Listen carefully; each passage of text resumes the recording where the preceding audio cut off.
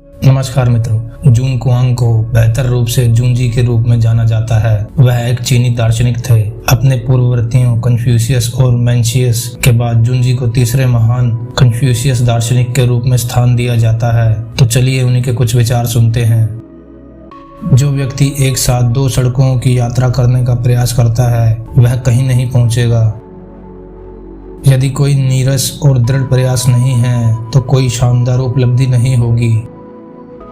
अभिमान और अधिकता मनुष्य के लिए आपदा लाती है। मनुष्य का स्वभाव दुष्ट है, उसमें जो अच्छा है वह कृत्रिम है। जब लोगों में शिक्षकों की कमी होती है तो उनकी प्रवृत्ति ठीक नहीं होती है। जब उनके पास कर्मकांड और नैतिक सिद्धांत नहीं होते हैं तो उनकी अधर्मता नियंत्रित नहीं होती है। अच्छाई सचेत गतिविधि का परिणाम है। कुछ ना सुनना उतना ही अच्छा नहीं है जितना कि उसे सुनना। इसे सुनना उतना अच्छा नहीं है जितना इसे देखना। इसे देखना उतना अच्छा नहीं है जितना इसे जानना। इसे जानना उतना अच्छा नहीं है जितना इसे व्यवहार में लाना। यदि मन की फुर्ती और जीभ का प्रवाह बहुत अधिक पाबंद और तेज है तो उन्हें अपनी गतिविधि और आराम में संयत करें। महान व्यक्ति चीजों का उपयोग करता है, कम आदमी चीजों द्वारा उपयोग किया जाता है। संगीत दुनिया का एक शानदार शांति दूत है। यह सद्भाव का अभिन्न अंग है और यह मानवीय भावनाओं का एक आवश्यक आधार है। मान या अपमान का आना किसी की आंतरिक शक्ति का प्रतिबिंब होना चाहिए। इस प्रकार किसी को पृथ्वी की चौड़ाई में चलने के लिए कोई जगह नहीं मिल सकती है, क्योंकि पृथ्वी शांत नहीं है, बल्कि इसलिए कि यात्री के हर कदम पर खतरा आमतौर पर शब्दों से होता है। ढोल अवश्य ही संगीत का स्वामी है ना? मानव प्रकृति वह है जो स्वर्ग प्रदान करता है। मानव स्वभाव ऐसा है कि लोग लाभ के प्यार के साथ पैदा होते हैं। यदि वे इन झुकावों का पालन करते हैं तो वे संघर्ष करेंगे और एक दूसरे से छीन लेंगे और टालने या उपज देने के झुकाव मर जाएंगे। एक व्यक्ति ईर्ष्या और घृणा की भावनाओं के साथ पैदा होता है। यदि वह उन्हें रास्ता देता है तो वे उसे हिंसा और अपराध की ओर ले जाएंगे और किसी भी तरह की वफादारी और सद्भावना का त्याग कर दिया जाएगा। अब यह मानव स्वभाव है कि भूख लगने पर पेट भरना चाहता है, ठंड लगने पर गर्म चाहता है, थके होने पर आराम करना चाहता है। ये सभी लोगों की भावनात्मक प्रकृति का हिस्सा है।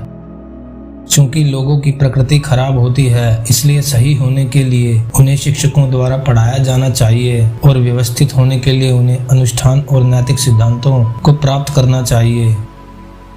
जब आप कृषि और उद्योग पर ध्यान केंद्रित करते हैं और व्यय में मितव्ययी होते हैं तो स्वर्ग आपके राज्य को खराब नहीं कर सकता है। प्राचीन काल में ऋषि राजाओं ने माना कि पुरुषों की प्रकृति खराब है और उनकी प्रवृत्ति को ठीक नहीं किया जा रहा है और उनकी अधर्म को नियंत्रित किया जा रहा है। छोटा मनुष्य घमंड करने को लालायित रहता है तो भी वह चाहता है कि दूसरे उस पर विश्वास करें। वह उत्साह से छल करता है फिर भी चाहता है कि दूसरे उसके प्रति स्नेह रखें। वह खुद को एक जानवर की तरह पेश करता है फिर भी चाहता है कि दूसरे उसके बारे में अच्छा सोचें। मैंने एक बार दूर दूर तक देखने के लिए अपने पैरों की उंगलियों पर खड़े होने की कोशिश की, लेकिन मैंने पाया कि मैं एक ऊंची जगह पर चढ़कर बहुत दूर तक देख सकता हूँ। जब कोई मनुष्य किसी वस्तु को वांछनीय देखता है तो उसे इस तथ्य पर विचार करना चाहिए कि समय के साथ इसमें वह शामिल हो सकता है जो घृणित है। जब वह किसी ऐसी चीज को देखता है जो लाभदायक है तो उसे विचार करना चाहिए कि देर सवेर यह भी नुकसान में शामिल हो सकता है। बलिदान का संबंध भक्ति और लालसा की भावनाओं से है। सज्जन सक्षम है या नहीं, वह सभी को समान रूप से प्यार करता है। इसके विपरीत शूद्र व्यक्ति से सभी समान घृणा करते हैं। यदि सज्जन व्यक्ति में क्षमता है तो वह उदार, सहिष्णु और सीधा होता है, जिसके माध्यम से वह दूसरों को निर्देश देने का मार्ग खोलता है। यदि तुम 1000 वर्ष देखना चाहते हो तो आज को देखो। यदि आप करोड़ गुना समझना चाहते हैं तो 1 या 2 को देखें। कठोर लोग स्वयं को तोड़ देते हैं, लचीला कारण खुद को बाध्य किया जा सकता है। जिनका चरित्र नीच और शातिर है वे दूसरों को उनके खिलाफ दुश्मनी के लिए उकसाएंगे। आज की वीडियो में बस इतना ही। तो मिलते हैं अगली वीडियो में, तब तक के लिए स्वस्थ रहिए, मस्त रहिए। धन्यवाद।